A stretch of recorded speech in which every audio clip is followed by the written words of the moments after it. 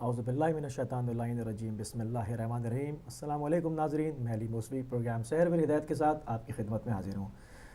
آج 14 رمضان ہے، ہفتے کا روز ہے اور امساک لنڈن میں ہے 2:26۔ ناظرین، فارمیٹ ہمارا سیم ہے، جس کے اندر ہم ٹیلی فون نمبرز اپنے اسکرین پہ ڈسپلے کرتے ہیں، آپ بذریعہ کال شامل ہوتے ہیں اور آپ کے سوال ہوتے ہیں، جواب ہمارے فورم کی طرف سے آپ کو دیے جاتے ہیں۔ ناظرین، ہمارے پاس آج جو ٹاپک ہے، آج ہم نے عنوان قرار دیا ہے صبر۔ صبر پہ گفتگو کریں گے اور مہمان شخصیت ہمارے ساتھ موجود ہیں۔ ہم چلیں گے جناب محمد رضا عدیل صاحب کی جانب اور ہم ان سے جاننا چاہیں گے کہ قرآن کے اندر جو ہے وہ صبر جو ہے وہ قرآنی مفہوم صبر کا کیا ہے۔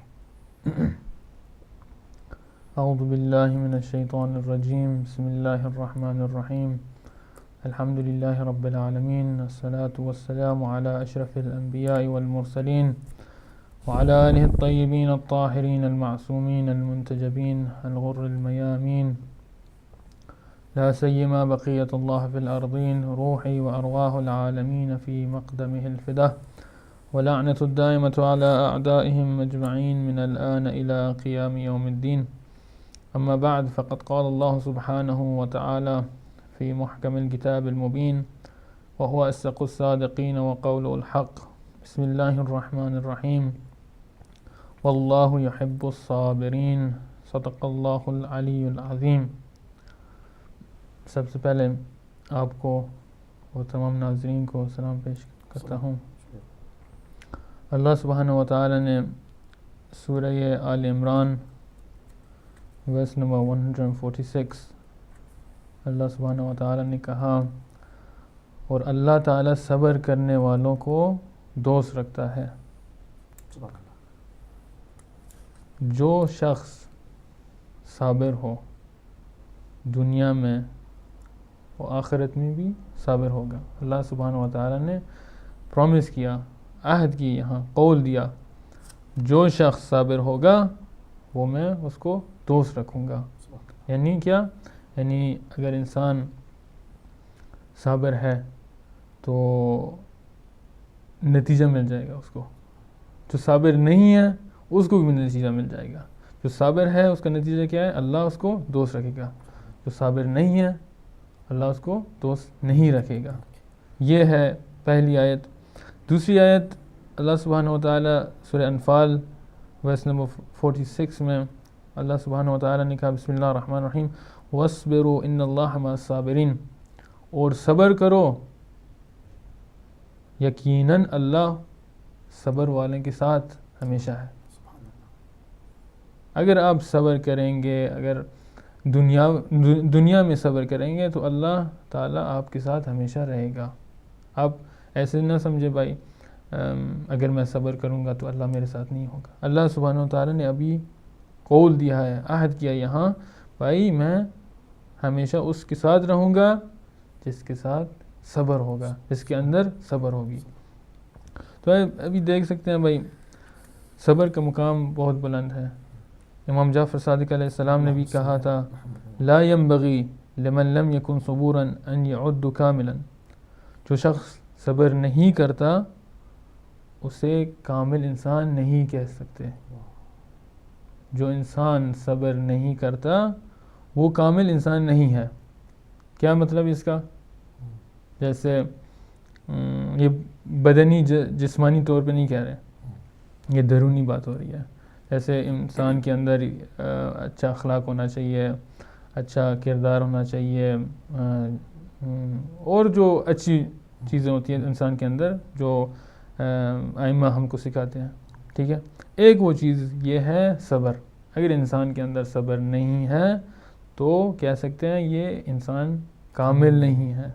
بہت بڑا نقص ہے جی، اگر انسان کوئی چھوٹی بات میں اتنا جلدی غصہ کر دے تو اس کے اندر یہ بھی نقص ہے، یہ کہتے ہیں بھائی یہ صابر نہیں ہے آدمی۔ تو یہ امام جعفر صادق علیہ السلام نے کہا تھا۔ پھر اگر جائیں امام علی علیہ السلام کا قول، کہتے ہیں الصابر شجاعۃ، صابر آدمی وہ ہے جو شجاع، وہ آدمی شجاع ہے، ٹھیک ہے۔ پھر آگے کہتے ہیں امام علی الصبر عدۃ الفقر، صبر فقر و فاقہ کا خلاف سامان جنگ ہے. یعنی اگر انسان صابر ہو تو اس کا مقابلے میں کیا ہو فقر نہیں آتی, آٹومیٹک ہے یہ. ٹھیک ہے, انسان دیکھیں اتنی کوالٹیز آ رہی ہیں انسان کے اندر. اگر انسان صبر کرے تو وہ کیا شجاعت کے مقام کے اوپر وہ ہے. پھر اگر انسان صابر ہے وہ تو کیا فقر کی دور رہتا ہے, فقر سے دور رہتا ہے وہ. اور بھی بہت مثالیں ہیں. امام علی علیہ السلام نے یہ بھی کہا بالصبر تدرک الرغائب, صبر کرنے کے ذریعے پسندیدہ چیزیں کو حاصل کیا جا سکتا ہے. جو انسان اس دنیا میں کچھ پسند کرتا ہے نا, آپ جاتے ہیں کوئی شاپنگ کے لیے, آپ جاتے ہیں دنیاوی چیزوں کے لیے, اس کی بات نہیں ہو رہی ہے.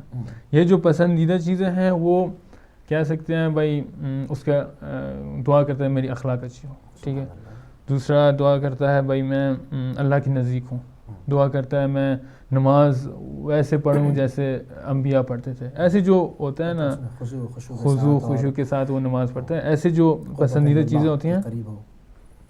امام علیہ السلام نے یہ کہا بھائی صبر و تدرک الرغائب, جو صبر کرنے والا آدمی ہے اس کے ذریعے وہی ہے جو پسند مقام اس کا وہ ہے جو چیز وہ پسند کرے گا اس دنیا میں وہی عطا ہوگی اس کو.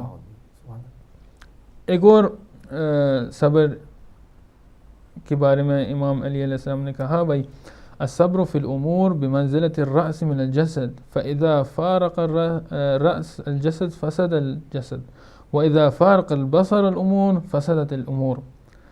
تمام امور میں صبر کا مقام ایسا ہے جیسے کا مقام جیسے بدن سر ہے نا بدن کے اوپر, ٹھیک ہے, جو سر کا مقام ہے بدن پہ, ہاں ویسا امور ہے صبر کا. اگر فرض کریں ایک بدن ہے آپ کا, ایک جسد ہے, ٹھیک ہے, اس کے سر کے بغیر ہے تو کیا بیکار ہے. ٹھیک ہے, ایسے ایمان اور صبر ہے سب کے بغیر بیکار ہے. ہمارے جو انبیاء ہیں معصومین ہیں ان کا قول ہمارا حجت بنتے ہیں. یعنی اگر ہم دیکھیں, ہم اسٹڈی کریں, ہم ریسرچ کریں, جو ہمارے ائمہ نے کہا وہ بہت ہمارے لیے مفید ہے اور ہم نے ان کو قرار باندھا ہے. ایک اور بات اللہ سبحانہ و تعالی سورہ انفال ورس نمبر 65 اللہ سبحانہ و تعالی کہتے ہیں بسم اللہ الرحمن الرحیم وَإِن يَكُن مِّنكُمْ 20 صَابِرُونَ يَغْلِبُوا 200 وَإِن يَكُن مِّنكُمْ 100 يَغْلِبُوا 1000 مِّنَ الَّذِينَ كَفَرُوا.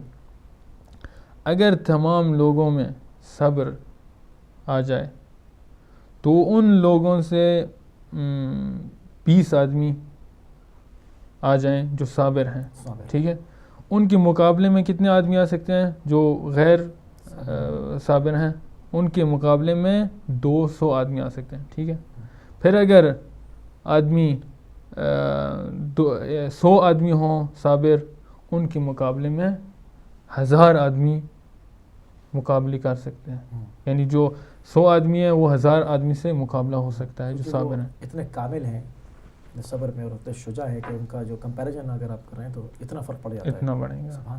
جی, ایسے قرآن نے ایک اور بات بھی کہا سورہ معارج ورس نمبر 5 میں فاصبر صبرا جمیلا, صبر جمیل کے مقام میں ہے. یعنی اتنا آپ دیکھیں کوئی آدمی کسی چہرے کے اوپر دیکھتا ہے کہتا ہے وہ بہت ہی خوبصورت آدمی ہے, وہ یا یہ پھول کتنا خوبصورت ہے, یا یہ کوئی اور چیز وہ بلڈنگ بہت خوبصورت ہے. ایسے ہمارا کردار بھی بہت خوبصورت ہونا چاہیے. جیسے قرآن کہتے ہیں فاصبر صبرا جمیلا, یعنی صبر اس مقام پہ ہے جیسے جمالت کے مقام پہ ہے. یہ جی یہ قرآنی آپ نے جو قرآنی مفہوم اتنا خوبصورت ماشاءاللہ پیش کیا, تو میرے ذہن میں ایک چیز اور آ رہی ہے. مطلب جیسے کہ ہمارے یہاں کلچر میں ایک چیز رائج ہے, ایک ہوتا ہے نا کلچرل صبر, اور ایک جو آپ نے قرآنی مفہوم پیش کیا صبر کا, کیونکہ اس کے صبر کے مطلب قرآن کے اندر صبر مطلب بہت ڈفرینٹ معنوں میں پیش کیا جا رہا ہے. ٹھیک ہے نا, تو میں چاہوں گا کہ ہمارے ناظرین کے لیے کلچرل صبر اور قرآنی صبر کا فرق واضح فرمائیں. دیکھیں کلچرل وہ صبر ہے جیسے آدمی کہتا ہے بھائی کوئی چیز خراب ہو گیا یا کوئی حادثہ ہو گیا، وہ کہتے ہیں بس آپ صبر کریں ٹھیک ہو جائے گا، کچھ چارہ کار نہیں، چارہ نہیں ہوا، ٹھیک ہے. قرآنی صبر وہ ہے جو کہتے ہیں مقاومت اس میں ہو، سبحان اللہ، اس میں مقاومت یعنی امر دیا گیا ہے.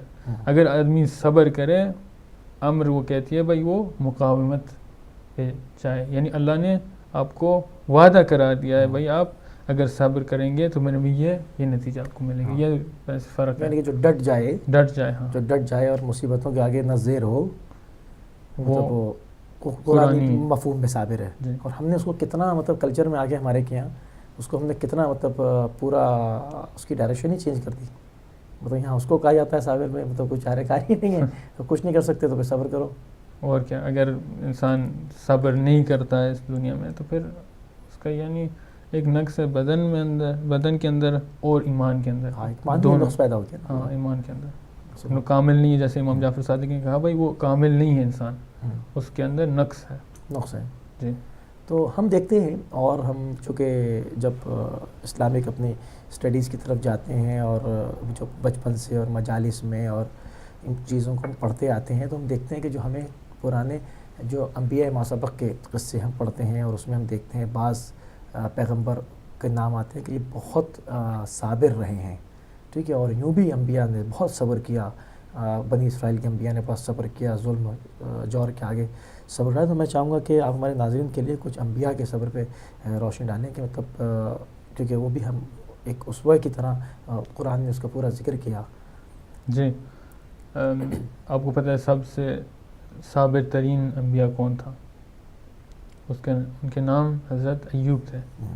حضرت ایوب کی سٹوری ایسی تھی، ایک دن وہ ملائکہ بس آپس میں وہ بات کر رہے تھے بھائی یہ آدمی دنیا میں یہ کر رہا تھا، پھر اس نے توبہ مانگی تو پھر یہ آدمی بن گیا، یا کوئی آدمی وہ چوری کرتا تھا، اس نے مغفرت کی دعا کی بھائی میں یا اللہ مجھے بخش دے. تو سب سے انہوں نے ایک نقص اٹھائی، تو انہوں نے کہا بھائی ایک آدمی یہاں ہے جس کا گناہ بھی نہیں ہے، وہ اتنا صابر آدمی ہے جس کا گناہ بھی نہیں ہے. وہ کون ہے؟ حضرت ایوب. تو جیسے باتیں ہو رہی تھی حضرت ایوب نے، جیسے ملائکہ سے بات ہو رہی تھی، یعنی آپس میں بات ہو رہی تھی، پھر انہوں نے کہا بھائی حضرت ایوب وہی آدمی ہیں جو صابر ہیں، جو اللہ کو بہت پسند کرتے ہیں، اللہ بھی ان کو بہت پسند کرتا ہے.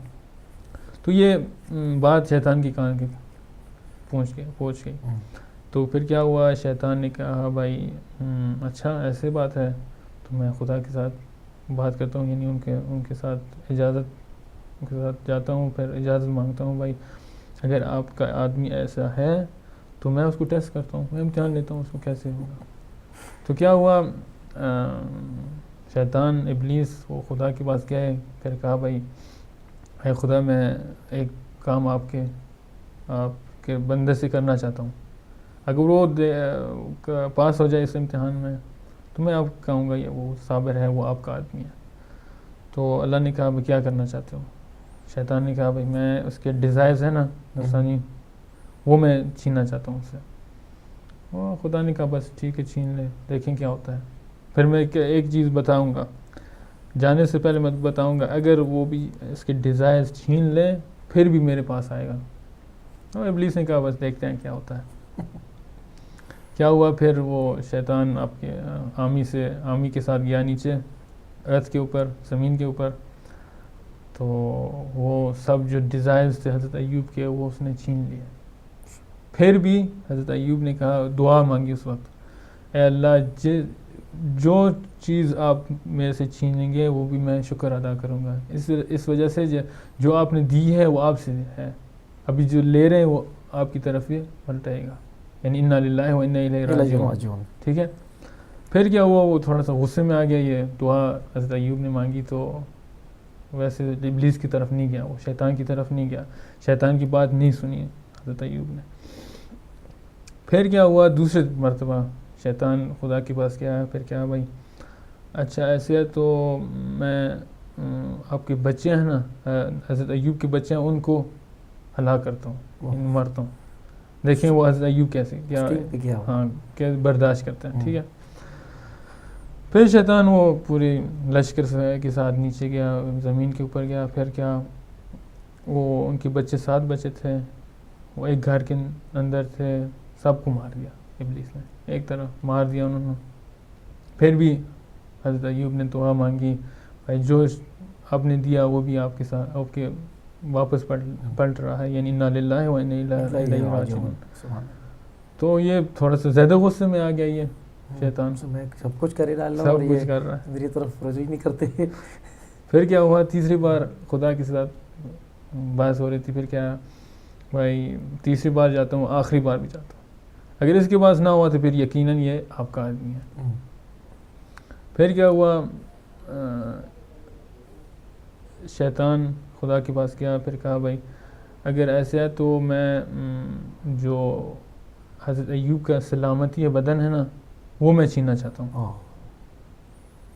خدا نے کہا بھائی ایک شرط کے اوپر, اس کا بدن آپ ضعیف کر سکتے ہیں مگر اس کی روح نہیں آپ لے سکتے. انہوں نے قبول کر لیا, ٹھیک ہے میں کرتا ہوں. پھر حضرت ابلیس دوبارہ لشکر کے ساتھ وہ زمین کے اوپر گئے, ہیومن فارم میں, جسمانی طور پہ گئے. تو جو ان کو بلا اور پتہ نہیں کیا کیا ڈیزیز ملی حضرت ایوب کو, تو اتنے ضعیف ہو گئے تھے, فقط ان کی کیا کہتے ہیں اسکیلٹن نظر آ رہا تھا, بس کوئی جسمانی بدن کا بہت ضعیف ہو گیا, لاغر ہو گیا تھا وہ. پھر کیا ہوا, پھر بھی حضرت ایوب کیا شکر ادا کر رہے تھے, بھائی اے خدا آپ نے یہ بدن دیا تھا نا, اگر آپ نے چھیننا چاہتے ہیں بھائی آپ چھین لیں, میں کیا کروں گا بدن کو. ٹھیک ہے.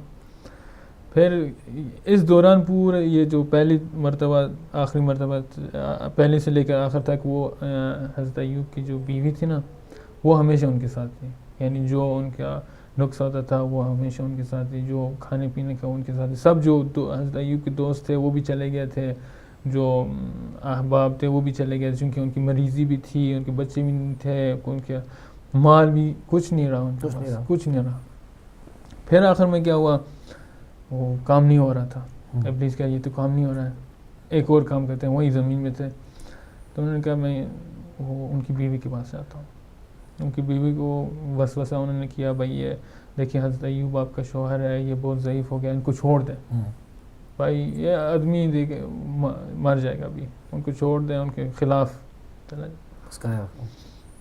پھر کیا ہوا, حضرت ایوب کی بیوی ان کے پاس آئی, بستر پہ تھے نا حضرت ایوب. پھر کیا ہوا, ان کی بیوی نے کہا بھائی دیکھیں آپ اتنے سال آپ عبادت کرتے رہے, آخر میں خدا نے آپ کو کیا کیا, آپ کو پورا مال آپ کا چھین لیا, بچے آپ سے چھین لے, اب دیکھیں آپ کے بدن آپ اٹھ ہی نہیں سکتے, کھا ہی نہیں سکتے, کیا عبادت کا یہ نتیجہ یہ ہوتا ہے.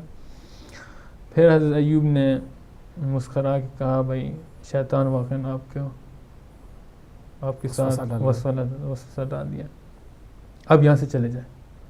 حضرت ایوب بیوی کو کہتے ہیں آپ یہاں سے چلے جائیں.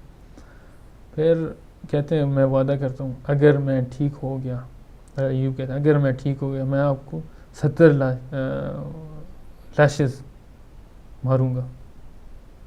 تو وہ ڈر کے تو چلی گئی نا, وائف چلی گئی.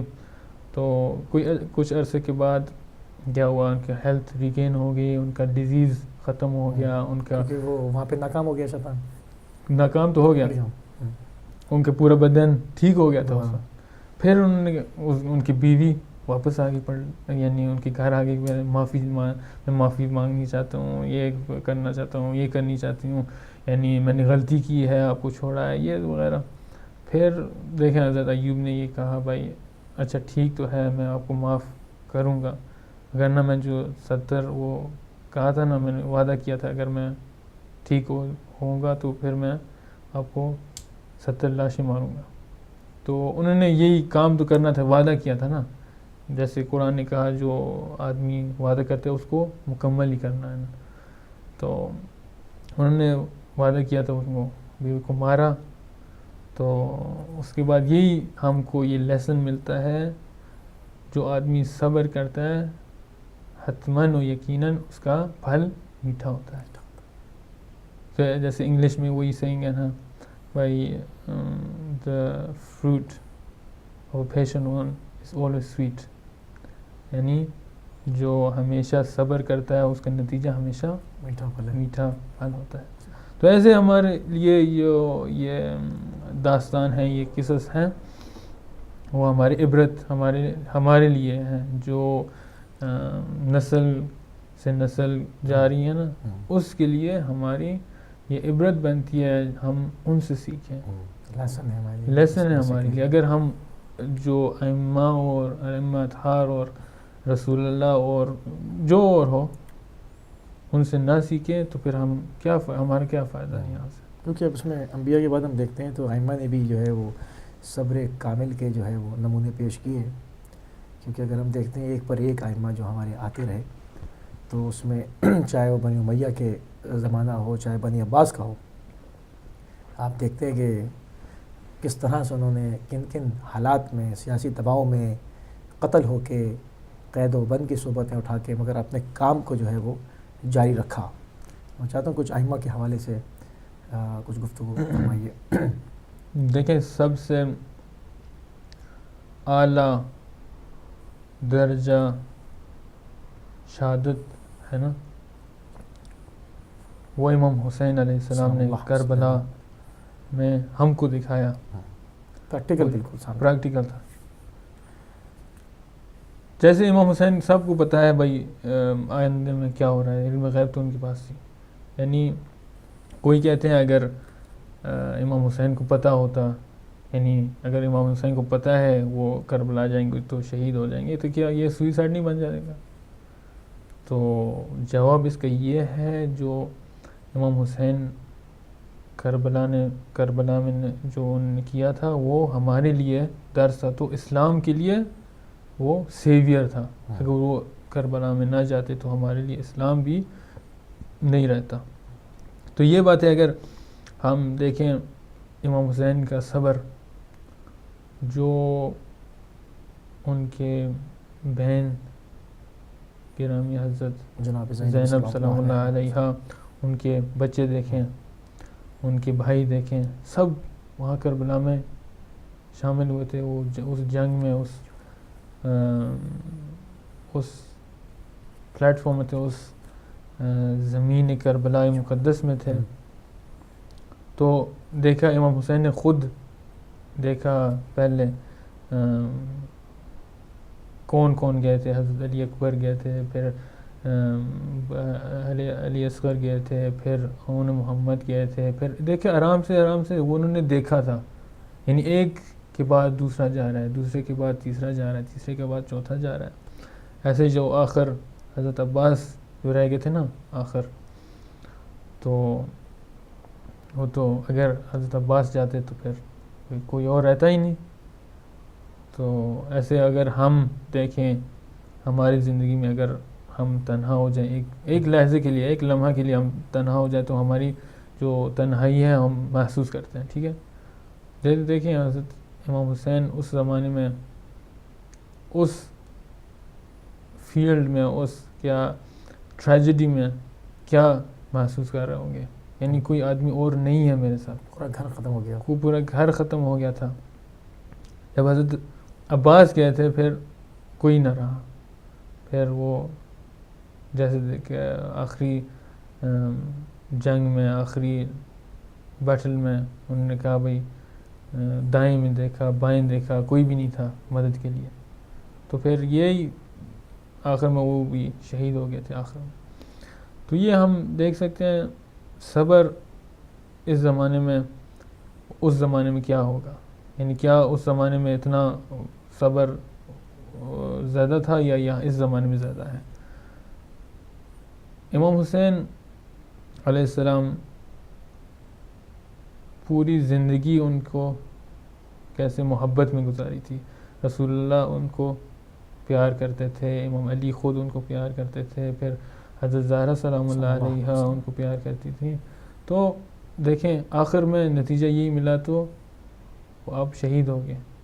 تو دیکھیں اگر ہم خدا کے لیے سب کچھ کام کرتے ہیں تو خدا ہی خود کہتے ہیں بھائی اگر میرے لیے سب کچھ کرو تو میں آپ کو اجر دوں گا، یعنی میں خود دے دوں گا اجر. تو اس کربلا کی ٹریجڈی میں جو کربلا میں واقع ہوا تھا، اس میں ہم درس عبرت سیکھ سکتے ہیں. جو امام حسین نے صبر کیا تھا وہ ہم نہیں کر سکتے، وہ جو صبر انہوں نے کیا تھا. وہ جو ہم کر رہے ہیں وہ بہت بہت نیچے ان کا مقام. جو امام حسین نے صبر کیا تھا وہ بہت اعلیٰ درجہ ہے. ایسے حضرت زینب سلام اللہ علیہ آخر میں دربار میں گئے تھے بھائی. انہوں نے کہا بھائی، ابن زیاد نے کہا بھائی دیکھیں میں کیا کیا میں نے آپ کو بھائی کو کیا کیا میں نے. حضرت زینب کہتے ہیں بھائی یہ جو آپ نے کیا یہ جمال ہے میرے لیے. ما رأیت الا جمیلا، میں نے کچھ نہیں دیکھا، فقط خدا کی طرف سے جمال دیکھا. اس طرف ہم دیکھ سکتے ہیں جیسے یہ تو انتہا ہو گئی، انتہا صبر کی. اور ہم وہاں نہیں دیکھ سکتے بھائی، ہم ابھی تصور نہیں کر سکتے وہ حضرت زینب، کیونکہ اس پوائنٹ پہ جو موجود ہو، جو یہ فیس کر رہا ہو، اس کو ہی بتائیں گا. لاشے پر لاشا اٹھا رہا ہو، اس کے بعد قید ہو کے پیدل چل رہا ہو. مطلب یہ صرف انسان پڑھ کے تھوڑی دیر کے لیے اس میں جا تو سکتا ہے مگر اس کو محسوس نہیں کر سکتا. تو وہ جس پہ گزری وہی جانتا ہے. مطلب کہ اس طرح کا اسوا ہسٹری میں نظر نہیں آتا، اور کہ کسی خاندان نے دیا ویسا. مطلب اس سے بھی اگر صبر نہ حاصل کرے، اس پر نہ درس لے انسان، تو انسان کی کیا زندگی کا فائدہ کیا ہے؟ فائدہ نہیں ہے پھر وہ. اگر ہم ائمہ سے، اگر ہم انبیاء سے یہ درس جو وہ انہوں نے پوری زندگی میں سختی سے گزارا، ہم اگر ہم نہ لیں یہ درس تو ہماری زندگی میں فائدہ کیا ہوگا؟ اب آپ امام زین العابدین علیہ السلام کی زندگی دیکھ لیں، بات کربلا، اور کیا، پوری سیکریفائزنگ ہے، پورا مطلب کربلا سے لے کے شام تک، شام سے کوفہ تک دیکھیں سب یہ صبر ہو رہا ہے. وہ کیسے وہ چینز کے اندر وہ پیدل جا رہے تھے، بازار شام کے اندر وہ سب ان کو دیکھ رہے تھے بھئی کیا ہو رہا ہے یہاں. یہ خانواد نبی ہیں، یہ رسول اللہ کے یہاں نواسی ہیں، سب کچھ یہاں موجود ہے. یعنی خون کا رشتہ کھڑا ہے سامنے پورا، سب یہ وہ دیکھ رہے ہیں یہ ان کا کیا ہو رہا ہے. اس کا یعنی اگر ہم ہوتے ہم کیا کرتے؟ انہوں نے ہم کو دکھا دیا انہوں نے کیا کیا. اگر ہم ہوتے وہاں ہم کیا کرتے؟ اگر ہم یہاں ابھی ہوئیں، ابھی جو وہ فیس کیا انہوں نے، اگر ہم کو بھی فیس کرنا ہے تو ہم کیا کریں؟ ہمارا ریئیکشن کیا ہوگا یہاں؟ ہمارا ریئیکشن وہ ہوگا جو انہوں نے کیا ہے، یا ہمارا ریئیکشن کوئی اور ہوگا؟ ہم نے دیکھنا پڑے گا ہم کو. بھائی اگر انسان واقعاً مطیع خدا ہے، اگر واقعاً وہ محب خدا ہے، تو وہ جو انبیاء نے کیا، وہ جو نبیوں نے کیا، وہ جو ائمہ نے کیا، وہ بھی ہم اختیار کریں گے. ہم وہی درس لیں گے پریکٹیکل لائف میں، ہم بھی وہی کریں گے. جب ظاہری بات انسان کے اوپر اتنی بڑی تو نہیں پڑتی، کوئی ایک پہلو، کوئی ایک کونے سے کہیں پر ہوتا ہے. اور اگر اس کے بعد میں سمجھتا ہوں اتنا بڑا اسوا موجود ہے پریکٹیکل، اور اس کو ہر سال سنایا جاتا ہے، سال میں کئی مرتبہ سنتا ہے، تو پھر مطلب میں نہیں سمجھتا کہ کوئی وجہ رہ جاتی ہے کہ وہ کبھی بھی وہ اس پریکٹیکل اس کے اندر امتحان میں آئے اور کمزور پڑے. ہمارے کوئی علماء ایسے کہتے ہیں جب ہر سال یہ ہم سوگ مناتے ہیں محرم کا تو ہمارا دین تازہ ہو جاتا ہے. جیسے ہم کوئی امام حسین کے بارے میں سوچتے ہیں یا سنتے ہیں یہ واقعہ کربلا، تو ہمارا دین بھی تازہ ہو جاتا ہے. جیسے کبھی میں نے سنا بھی ہے، جو کرسچین ہیں، جو کرسچین تھے، جو سنی تھے، جو اہل سنت میں وہ فالو کرتے تھے، ابھی وہ فقط واقع کربلا کے بعد یہ سن کے وہ شیعہ ہو گئے تھے. یعنی فقط وہ امام حسین کے بارے میں جو فلسفی تھی نا، صبر کی فلسفی، وہ سن کے سمجھ کے وہ شیعہ ہو گیا. وہ فقط کہنا چاہتے تھے بھائی اگر یہ ایک انسان، ایک موتی اللہ، ایک محب اللہ، یہ جو انسان اپنا سر اسلام کے لیے دے سکتا ہے، تو ہم کیسے آدمی ہیں جو ہم کسی کو روٹی نہیں دے سکتے یا کسی کو پیسے نہیں دے سکتے. پوری زندگی دیکھیں تو آپ نے کبھی کسی سائل کو انکار نہیں کیا ہے. بڑا ایک خوبصورت شعر یاد آ رہا ہے مجھے اس میں کہ شاعر نے کہا، شاعر کا نام یاد نہیں ہے، اور شعر بہت خوبصورت ہے. بس ایک سوال بیعت فاسق کو رد کیا، بس ایک سوال بیعت فاسق کو رد کیا، ورنہ کسی کی بات نہ ٹالی حسین نے. مطلب آپ اگر پوری زندگی دیکھیں تو آپ نے صرف بیعت کا انکار کیا ہے، اور اس پر جو مقاومت دکھائی ہے رہتی دنیا تک کے لیے ایک مثال رقم کر گئے کہ نہیں، جہاں دین کی بات آ جائے گی وہاں کراس ہے، یہ ریڈ لائن ہے، یہ عبور نہیں ہوگی، یہاں پہ نہیں ہے، اس پہ کمپرومائز ہے. تو بہت ایک اور مثال بھی دے سکتے ہیں ہم. جیسے ایک دن امام حسن اور امام حسین دونوں مریض تھے، تو حضرت زہرا سلام اللہ علیہ بہت پریشان ہو گئے تھے. پھر رسول اللہ آپ کے گھر آئے. آپ کی اجازت سے میں کال لیتا ہوں. جی السلام علیکم. السلام علیکم.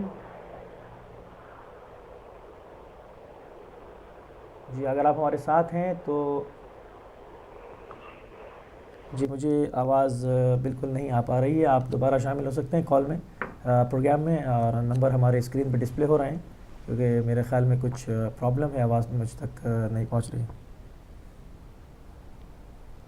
ٹھیک ہے، آپ کی طرف سے کوئی پرابلم ہے، آپ دوبارہ سے جو ہے وہ شامل ہو سکتے ہیں. ٹھیک ہے، میرے خیال میں وہ ڈراپ. اچھا ٹھیک ہے، ہم بڑھتے ہیں دوسرے کالر کی طرف. السلام علیکم. السلام علیکم.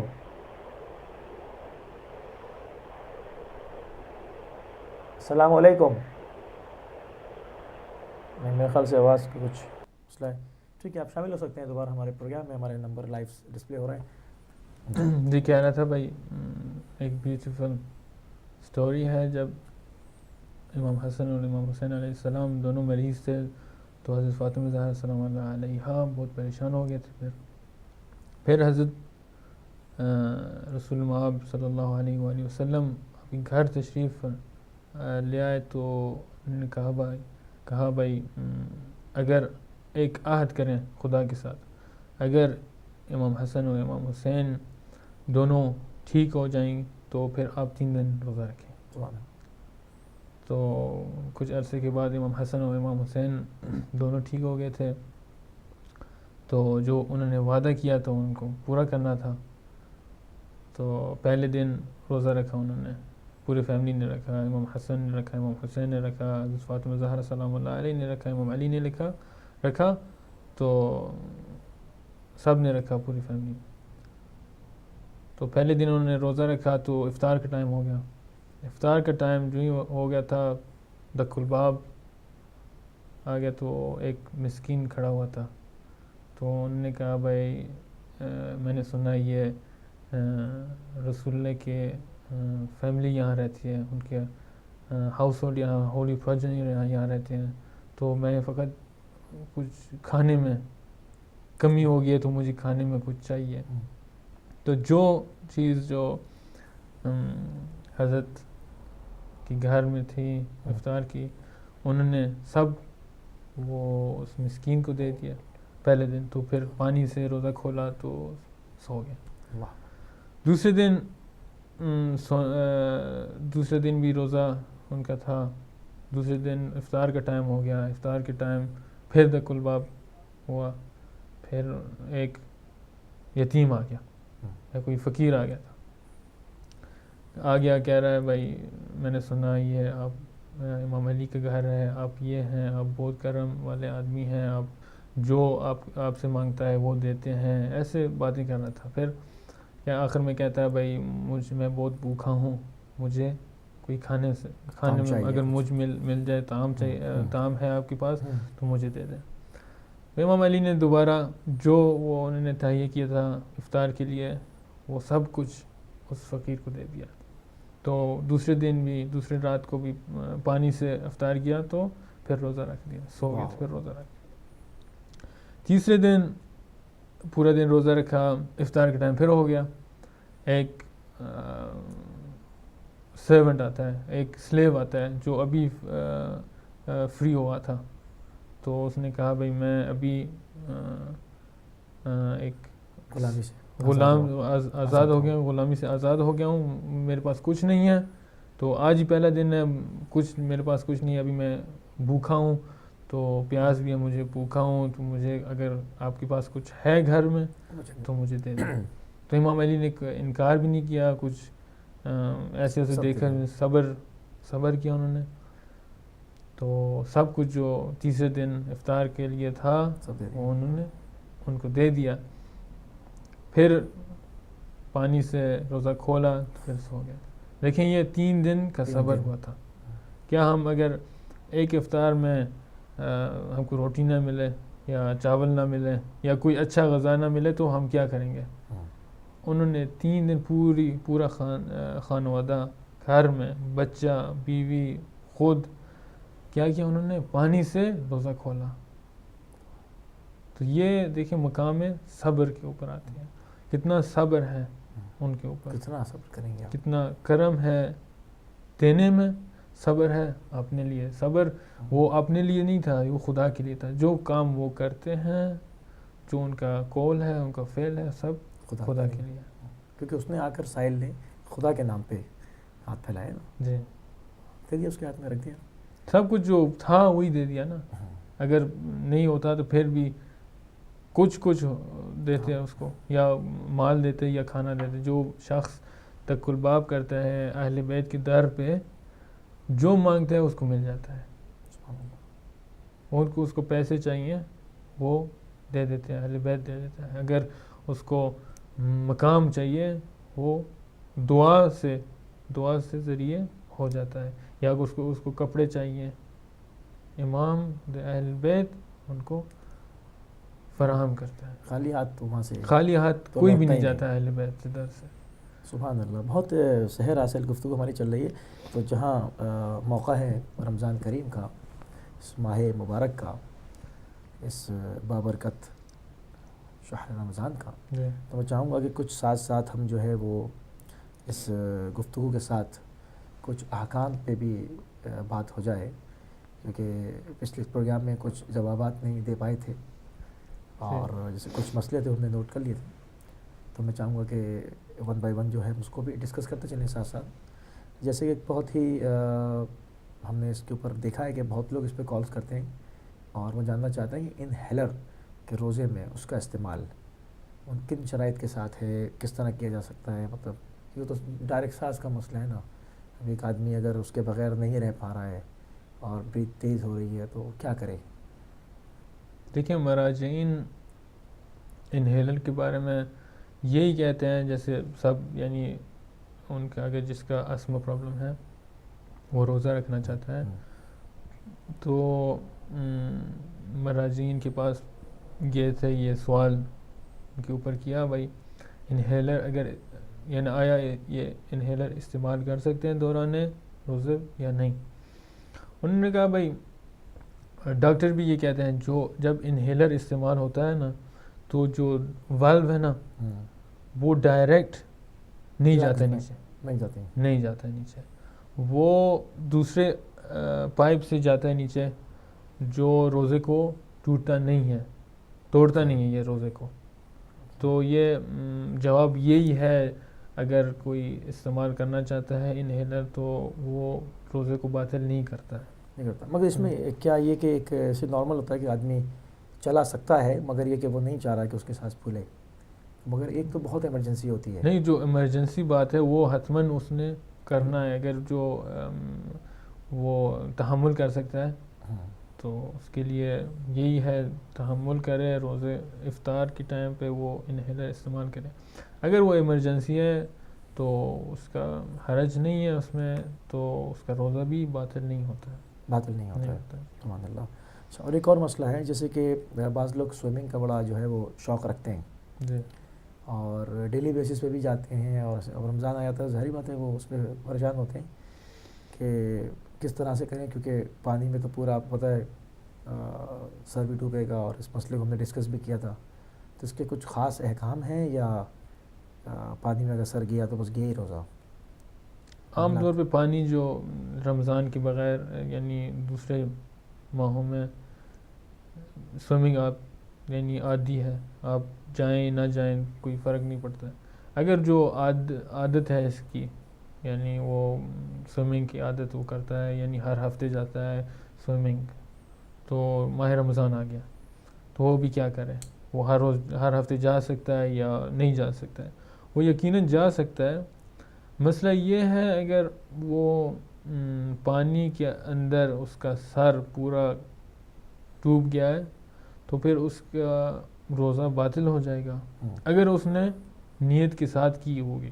اگر اس نے نیت کے علاوہ کی، یعنی وہ ویسے ہی گر گیا، وہ اگر وہ ویسے ہی گر گیا پانی کے اندر تو پھر اس کا پورا جسم اندر گیا، اس کا سر بھی پانی کے نیچے، تو دانستہ طور پہ ہو گیا، وہ نادان یعنی استعمال پہ ہوا ہے.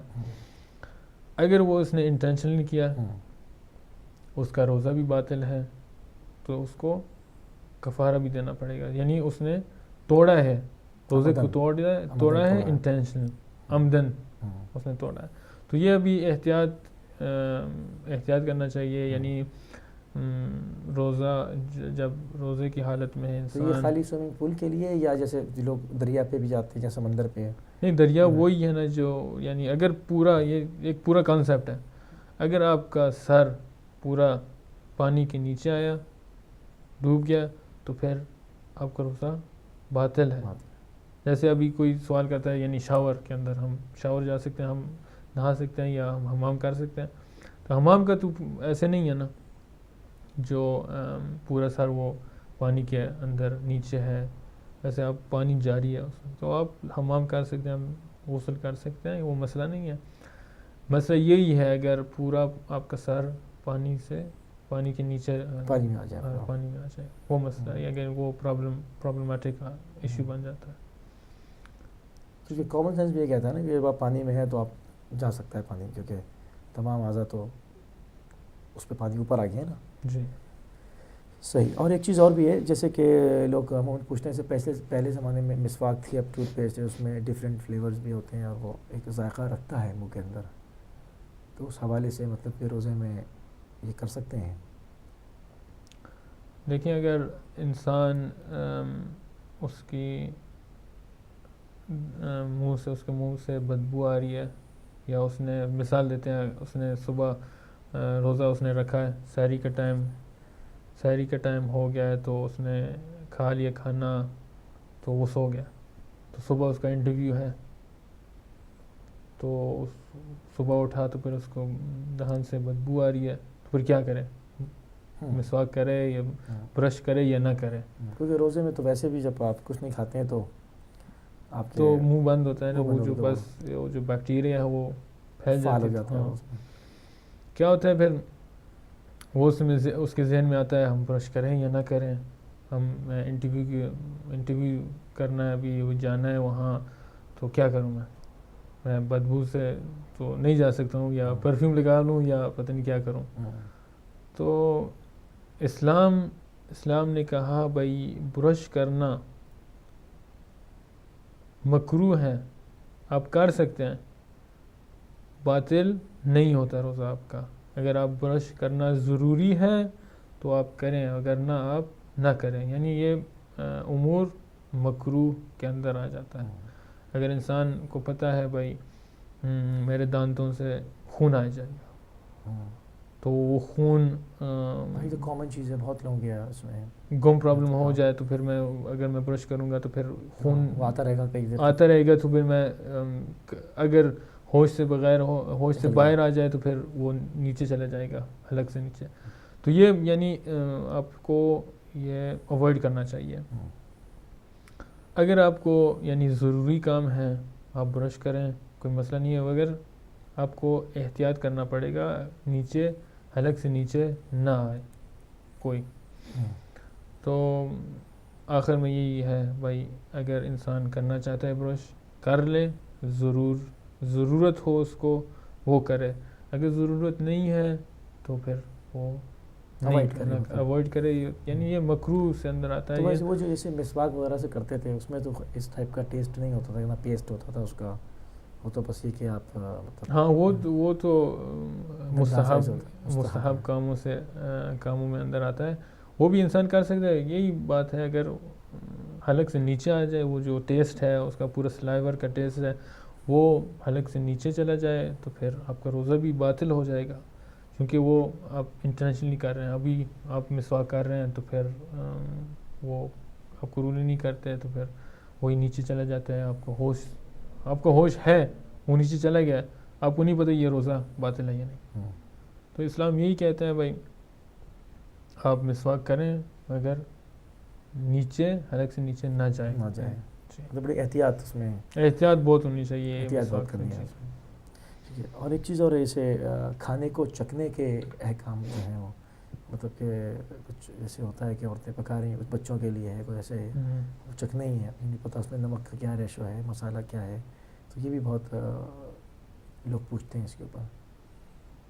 جو شخص یعنی وہ افطاری تہیہ کر رہا ہوتا ہے، یعنی جو عورت پکا رہے ہوتے ہیں یا کوئی ریسٹورنٹ کے لیے آپ نے پکانا ہے، آپ کو روزہ ہے ابھی، تو آپ یہی کر سکتے ہیں، آپ فقط تھوڑا سا چکھ سکتے ہیں. یعنی اگر آپ کسی مہمان کے لیے جو بڑی شخصیت ہے یا کوئی مہمان آ جائے گھر پہ، تو آپ نے کھانا بنایا، آپ کو نہیں پتہ یہ اس کے اندر نمک کم ہے یا اس کے اندر کوئی اور سپائس کم ہے یا اس کا مسالہ کم ہے، یا کوئی ہوتا ہے نا بھائی اپنے پرائڈ کے لیے کام کرتا ہے آدمی، یعنی اگر میں یہ کھانا اچھا بناؤں تو پھر سب مجھے مبارکباد دیں گے، اتنا کھانا اچھا بنایا آپ نے.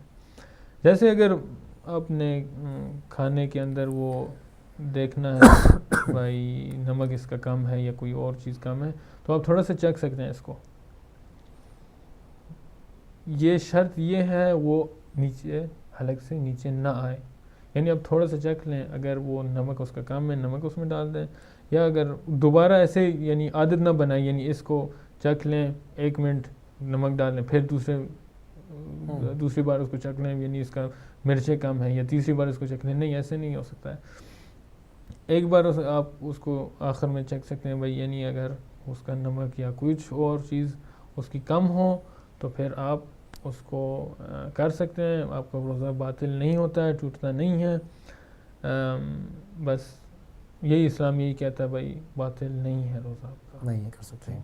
اچھا، ہم کچھ ایک دو چیزوں کو ہم چاہیں گے کہ تھوڑا سا ان ناظرین کے لیے جنہوں نے ہمیں ابھی جوائن کیا ہے اور اس سے یا اس پروگرام میں نہیں تھے، اس میں ہم اور احکام ڈسکس کر رہے تھے، میں چاہوں گا کچھ قصر کے حوالے سے، کیونکہ یہ بھی بہت ہی امپورٹنٹ ہے، کیونکہ لوگ عموماً ٹریولنگ کرتے ہیں اور آتے ہیں جاتے ہیں تو ان کی سمجھ میں نہیں آتا، کیونکہ جو ہم اس کے اندر دیکھتے ہیں وہ کہتے ہیں شہر کی دیواریں آ جائیں. اب وہ کانسیپٹ نہیں ہے کہ جی آپ نکل رہے ہیں تو آپ کو شہر کی دیواریں نہیں دکھ رہی، تو اب وہ مطلب مائلیجز پہ آ گئی ہے بات، ٹھیک ہے نا، کہ کتنے کلومیٹر ہے یا کتنے میل ہے کیا ہے.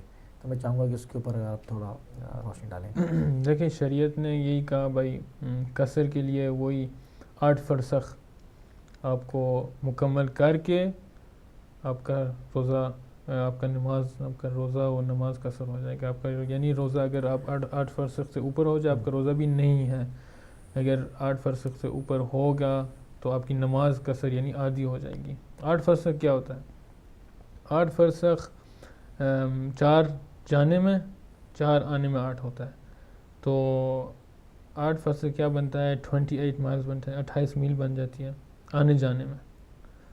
تو تقریباً وہ 44 to 45 کلومیٹرز بنتے ہیں آنے جانے میں. آنے اور جانے میں، جی آنے جانے میں. تو یہی اگر حد ترخص سے باہر سے شروع ہوگا، اگر وہ جو سٹی کے دیواروں سے باہر آپ چلیں وہاں سے شروع ہو کر دیواروں سے شروع ہوگا 45، ہاں وہاں سے آنے جانے میں، اگر آنے جانے سے آپ کا مسافرت 44 to 45 احتیاطاً اگر آپ کر 45 کر دیں، اگر وہاں پہنچتا ہے تو پھر آپ کو آپ کا روزہ بھی نہیں ہے اگر روزے کی حالت میں یا قصر، آپ کی نماز پوری نہیں ہوگی، قصر ہوگی، آدھی ہوگی. اگر انسان نماز جیسے کچھ پوچھتے ہیں، کوئی پوچھتے ہیں بھائی ہمارا روزہ کب سے صحیح ہے ماہ رمضان میں، یا کب سے باطل ہوگا. دیکھیں اگر آپ نماز ظہرین سے پہلے آپ ٹریول کریں تو آپ کو نماز ظہرین کے پہلے آپ کو واپس آنا پڑے گا. ٹھیک ہے. اگر آپ نماز ظہرین کے بعد پہنچے تو پھر آپ کا روزہ نہیں ہے. ان دا سیم وے اگر آپ نماز ظہرین کے بعد چلیں تو پھر آپ کا روزہ یہاں سے ٹھیک ہو جائے گا. یعنی آپ یہی کریں، آپ اگر روزہ رکھنا چاہتے ہیں آپ نماز ظہرین کے بعد جہاں جانا ہے چلے جائیں، پھر وہ سحری تک بھی واپس آ سکتے ہیں. سحری تک آ سکتے ہیں. اچھا ایک چیز اور بھی ہے، مطلب کہ بعض شہر بہت بڑے ہیں اور ان کے اندر ہی کافی ٹریولنگ ہو جاتی ہے. جیسے آپ نے 45 کلومیٹرز گئے، وہ کہا آپ نے 4 فرسخ ہوئے، تو اب جیسے لنڈن وغیرہ آپ دیکھ لیں تو ایک کونے سے دوسرے کونے جانا ہے 2 گھنٹے میں پہنچتا ہے آدمی. اور وہ اتنی ٹریولنگ، اس سے زیادہ ٹریولنگ تو ایک طرف جانے میں ہے اور آنے میں. تو کیا وہ حدود شہر سے تو باہر نہیں اندر ہے، تو اس کے لیے کیا حکم ہے؟ یہ ایک شرط یہی ہے نا، میں نے کہا پہلے، یعنی شرط یہ ہے حد ترخص سے باہر جانا اس نے. یعنی وہاں کاؤنٹ ہوگا جیسے دیوار شہر، وہاں سے اگر وہاں سے باہر گیا تو پھر آپ کا وہ جو شروع ہو جائے گا. اگر اندر ہے تو پھر نہیں ہوگا. یعنی یہ شرط یہی واضح طور پہ شرط وہاں شریعت میں لکھی گئی ہے. تو اگر یہ ہے آپ یہ عمل کریں، اگر نہیں ہے تو یہ عمل کریں. یہ بس. سبحان اللہ. بہت ہی مفید گفتگو رہی. میں چاہوں گا کہ ہمارے ناظرین کے لیے جو ہے وہ کوئی میسیج آپ دینا چاہیں صبر سے متعلق، اور پھر اختتامی دعا کے ساتھ پروگرام کا جو ہے وہ اختتام کریں گے.